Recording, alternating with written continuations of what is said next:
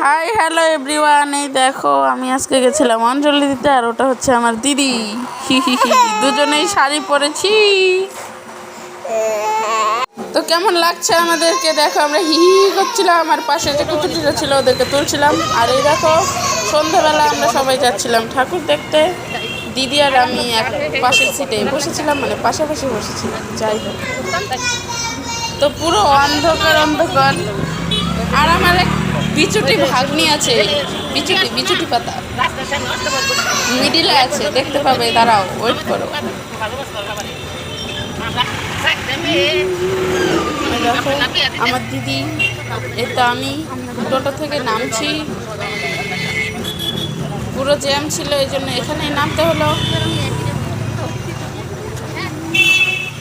ওই দেখো আমার ভাগ্নি, ওটা আমার ভাগ্নি আছে, মা আছে, সবাই আছে।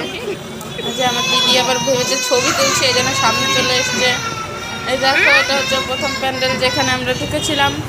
ওই দেখো আমার ভাগ্নি ওখানে দাঁড়িয়ে আছে, আমি ওকে বলছিলাম চল চল চল, ও যাচ্ছিল না, সবাই চলে যাচ্ছিল আর ও ওখানেই দাঁড়িয়েছিল, ওটা ধরে ব্যারিকেড ধরে দাঁড়িয়েছিল। তো তারপর এখন আমরা এই পাশ দিয়ে পার হব, দেখতে থাকো।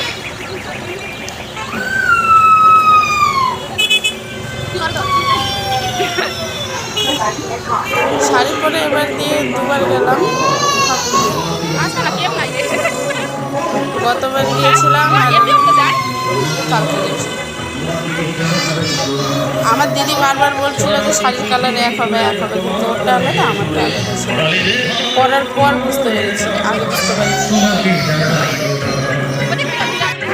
তো দেখো আমি আরও কি বিষয়ে যেন হাসছিলাম খুব, এটা আবার আমার ভাগ্নের ভালো লাগছিল না। দেখো আমি আর আমার দিদি এই পাশে এসেছিলাম পুরো এসেকে তোলার জন্য।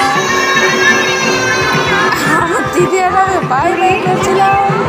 তো দেখো জায়গাটা কেমন লাগছে। ওরা ভাবছে ছবি তুলছি, আর আমি তো এখানে ভিডিও করছি, এটা ওরা জানতোই না। আর এখানে আমার পাশে একদম চেঁচামেচি করছে এখন বসে, যখন আমি ভিডিওটা বানাচ্ছিলাম, এডিট করছিলাম। তো তোমাদের কেমন লাগছে বলো। দেখো আমার মায়ের বিনুনি, হয় হয় ভিডিও বানাতে পারি না, লোকের সামনে ট্রাই করছিলাম, লজ্জা লজ্জা একটু লাগছিল। আমার দিদি আবার বলছিল তোর আবার ভিডিও বানানোর ইচ্ছা কবে থেকে হলো।